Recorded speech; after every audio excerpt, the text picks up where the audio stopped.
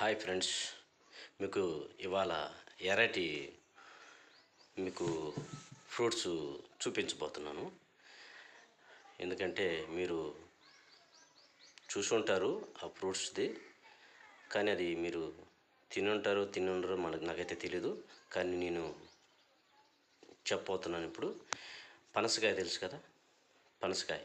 ఆ పనసకాయ విత్తనాలు ఇప్పుడు మనం ఉడకబెట్టుకుని తినగో. చూడు, పనసకాయ విత్తనం.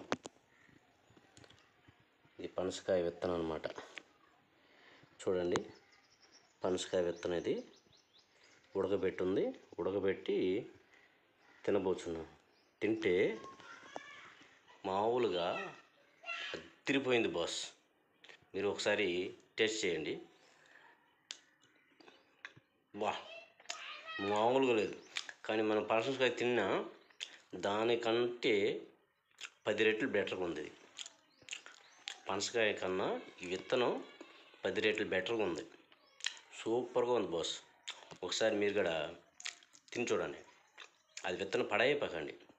ఒకసారి పెట్టి తిన్న తర్వాత కాయ తీసుకెళ్తారు కదా, కాయ తీసుకెళ్ళిన తర్వాత ఆ విత్తనాలు ఒక చోట పెట్టుకోండి, పడేయబాకు. అది తీసుకుని ఉడకబెట్టుకోండి. వీలైతే ఇంకా కాల్చిన తింటే ఇంకా బరే ఉంటుంది.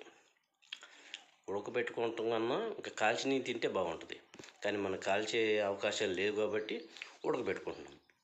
ఉడకబెట్టుకుని తింటే సూపర్. పనసకాయ కంటే భలే ఉంది. వా,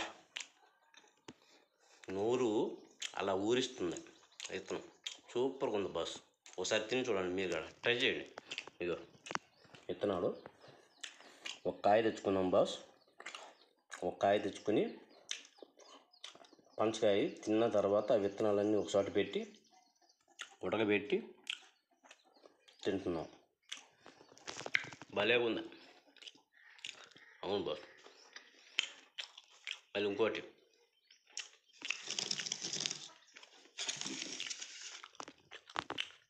దీన్ని చూసారా, నేరేడు పండు. ఈ సంవత్సరానికి ఒక్కసారైనా తినాలి, ఒక్క పండైనా తినాలి. ఎందుకంటే మన కడుపులో ఏదైనా డస్ట్ ఏదైనా ఉంటే క్లియర్ చేసిద్ది అనమాట. మొత్తం క్లియర్ అయిపోతాయి. సంవత్సరానికి ఒక్క పండైనా తినాలి ఖచ్చితంగా. అది గుర్తుపెట్టుకోండి ముందు. ఏంటంటే లోపల మనకి ఏదైనా పదార్థాలు, పీసు లాంటి పదార్థాలన్నీ లోపల పేరుకుపోయి ఉంటుంది. అది పోవాలంటే ఈ నేరేడు పండు తినాలి. ఇంకేది మనం తిన్నా మందులు వాడినా పోదు. ఓన్లీ ఈ నేరేడు పండుతోనే అది సాధ్యమైద్ది అనమాట. అది తింటే మొత్తం కడుపులో మొత్తం క్లియర్ అయిపోద్ది. సంవత్సరానికి ఒకసారైనా తినాలి మీరు ఖచ్చితంగా. గుర్తుపెట్టుకోండి. మీకు దగ్గర చెట్లు ఉంటే కంపల్సరీగా తెచ్చి తినండి, బాగుంటుంది. మామూలుగా టేస్ట్ భయ్యా. తింటే ఇదే తినాలి భయ్యా. సూపర్.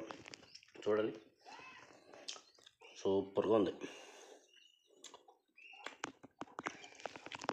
సూపర్గా ఉంది భయ్యా. ఒకసారి మీరు టేస్ట్ చేయండి, భలే ఉంటాయి.